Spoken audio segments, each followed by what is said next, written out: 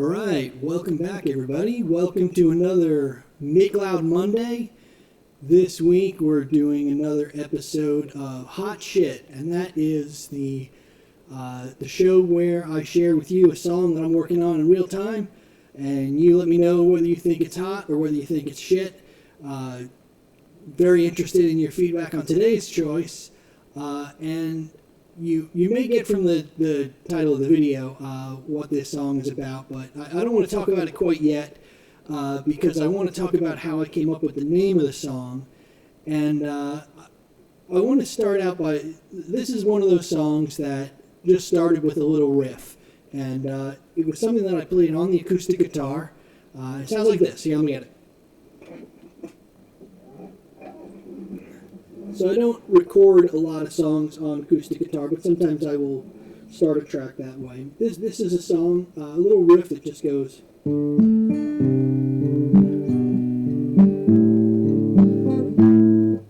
Whoops, I keep playing it wrong.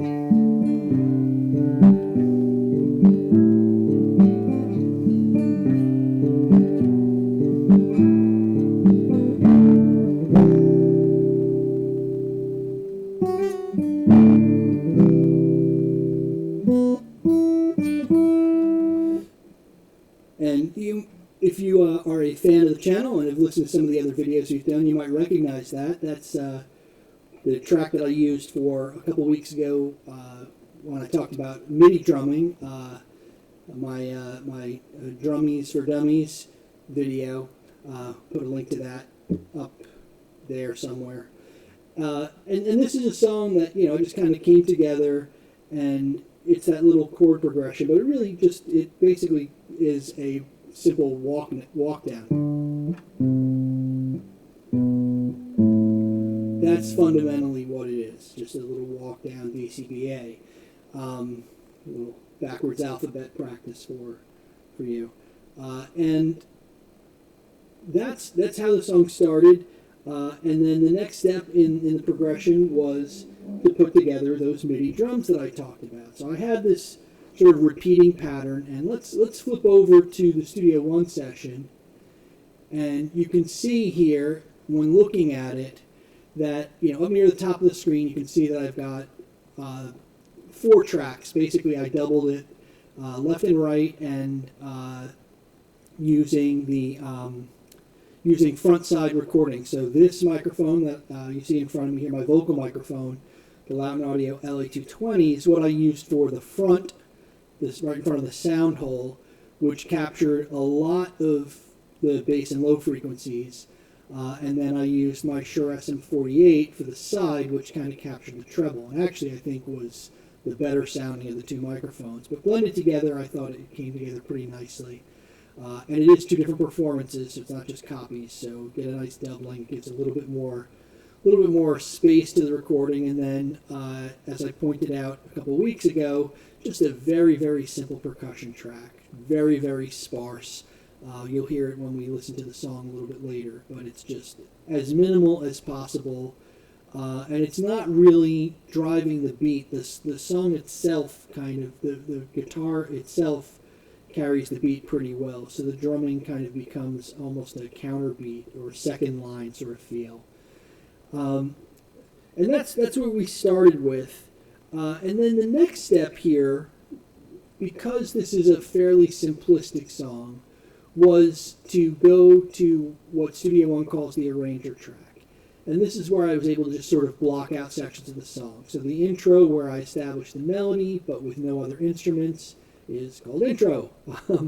Then where we kind of do a little bit of a preview of what the chorus sound is going to be, and this is just another A-B or 2-part song, that's there with just the beginning of the drums being introduced, and then we get into just a kind of a verse, chorus, repeating pattern. And when I did that, obviously this would be a very tedious and boring song if there weren't additional parts added. So using the arranger track kind of gives me a sense of how can I construct the narrative arc of the song, whatever the song is going to be. And at the time, I had no idea. So I figured, all right, let's go for something that builds a little bit, has a break in the middle, and then kind of closes out into a coda. And once I did that, then I had a sense of what I wanted to do next, which was to add some strings that I thought could just add a little bit of smoothness and kind of accentuate the second, third, and fourth verses. And I had hoped originally, and you may have heard it in my interview with my friend Vince, who plays the cello, I was kind of hoping I might be able to talk him into doing the cello parts, but he was having the pain issues. Listen to the interview, it was good. It was a great conversation. I'll put a link to that. But he wasn't really able to do it, so I just did it with the MIDI keyboard, and again, it was just that same basic walk down DCBA in whole notes for the 4 measures of the verse. And again, this added a little bit of dynamics to the song, but doesn't really make for an interesting composition. We need more. So the next step was to, and then I added the electric bass track here. And I actually want to zoom in on something here, just to kind of showcase one of the features in Studio One that I really enjoy and is really helpful to me. If I zoom in on it right here, you can see it. Let's get a little closer and zoom in real tight. And you can see that on the second track, which is the one that has a little bit of overdrive on it, I put in this little gain envelope here because I had a really heavy strike on that bass chord. And bass chords can be they can sound like someone throwing up into a garbage can if they're not done well. And this is a situation where I struck the note much too hard. But by putting in this gain envelope, I was able to tame it. And you can see how the dynamics matches the other track. They are 2 different performances, but pretty closely syncopated. And it's just a great way to be able to correct a mistake without having to re-record the whole track. So that was what I was able to do there. So let's zoom back out to where we can see the whole song.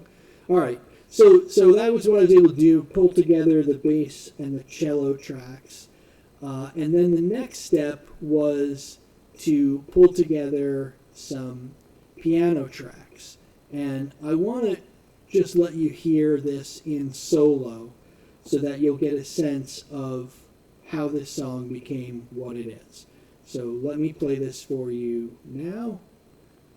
Oh, my video card has, oh boy.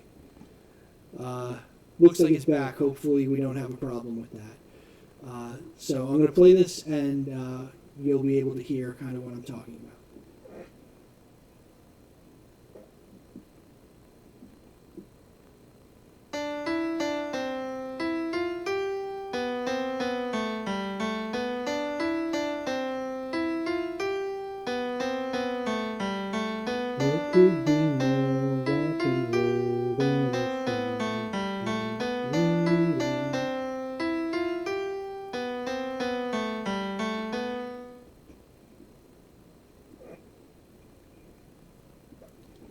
So that little part in here, let's zoom in on it and see kind of what it looks like.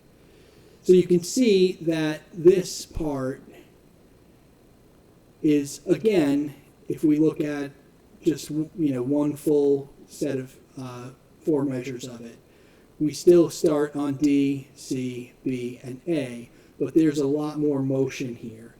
And when I have a part like that, and I'm not really sure where the song is going to go, I don't have an idea behind it, sometimes what I'll do is I'll just do a free association, and whatever words come to mind, that's going to be what the song is about. And that's exactly what happened here. So let's go back over to this view, and I will share with you what the lyrics came up as. And it just came up, I basically said, what could be more rock and roll than a song about reading? Which is, perhaps a strange thing to say, but that was just the words that came up into my head. And so I said that out loud, and let's play it again. And this time we'll do it where you can hear.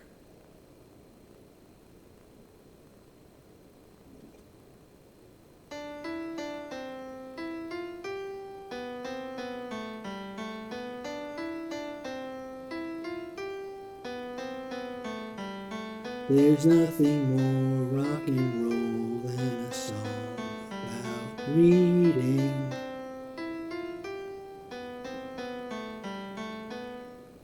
So you can see how it just sort of fits into the pattern there.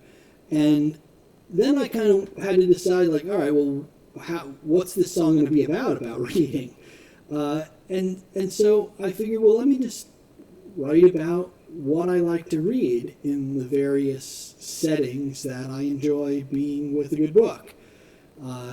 And so that's what I did. You know, I focused for the first section on what I would read when I used to commute. Now I work here, so I don't have to go anywhere. But when I do have to go somewhere and someone else is driving, although I have been known to read at stoplights periodically, but when someone else is driving, you know, I like to have something light, and so it'll be, you know, a book of poetry or a manga, something like that.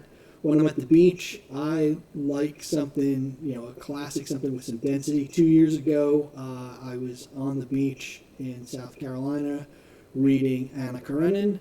Last summer, we were down in the Outer Banks, and I was reading War and Peace. I love reading those heavy classic books.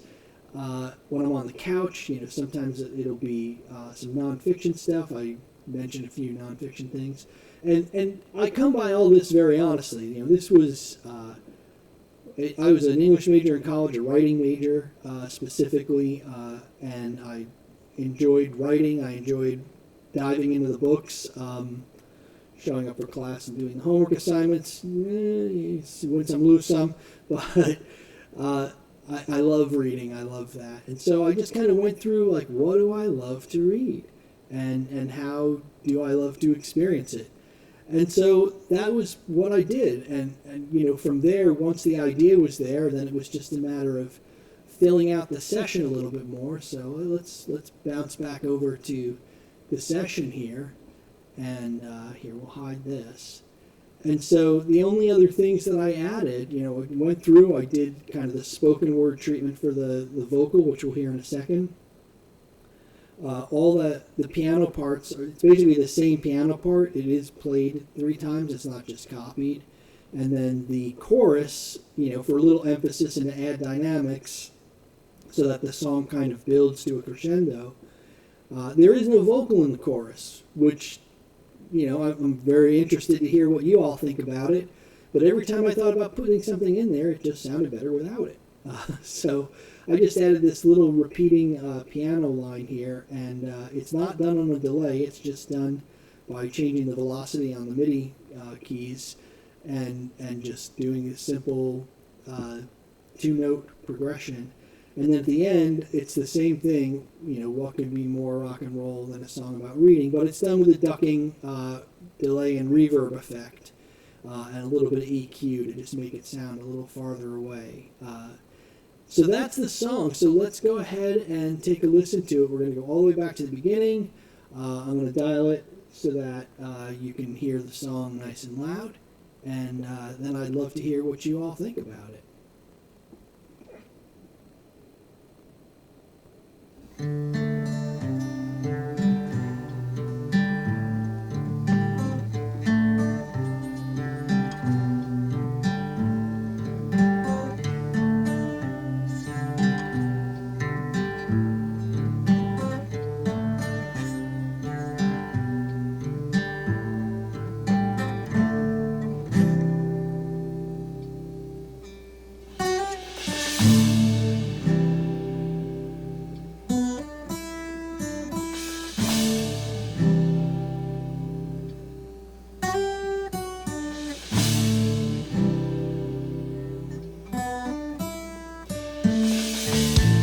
On the train, I'll dive into something light but spicy. A poetry book, Ferlinghetti, Redkey, Frank O'Hara. something foreign, Borges or Murakami, or a manga, Blue Period with a side of Cowboy Bebop.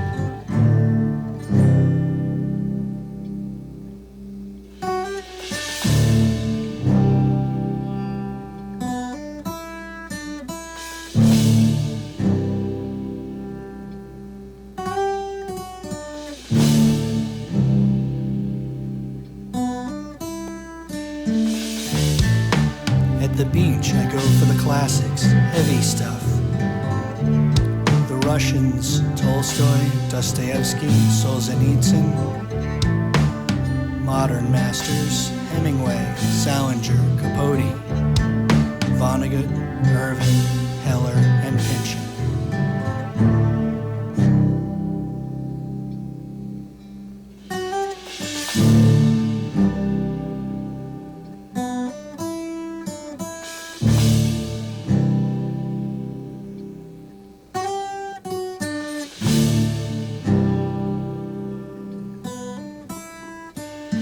What could be more rock and roll than a song about reading? There's nothing more rock and roll than a song about reading.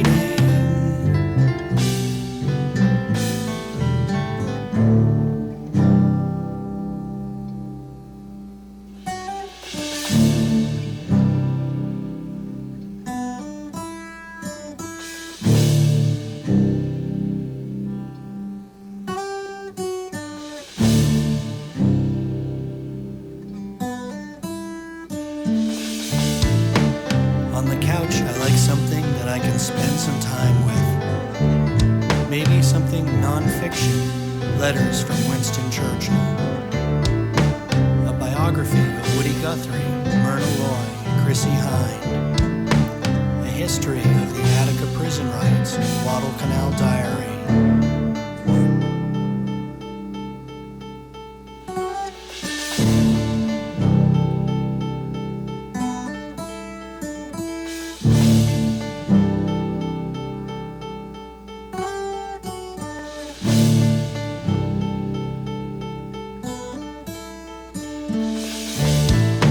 Late at night, it's anything goes. Bukowski, Gogol and Kafka, or the newest Donna Tartt. Garrison Keillor, but just the old stuff. Tom Robbins, or something, anything by Henry Rollins.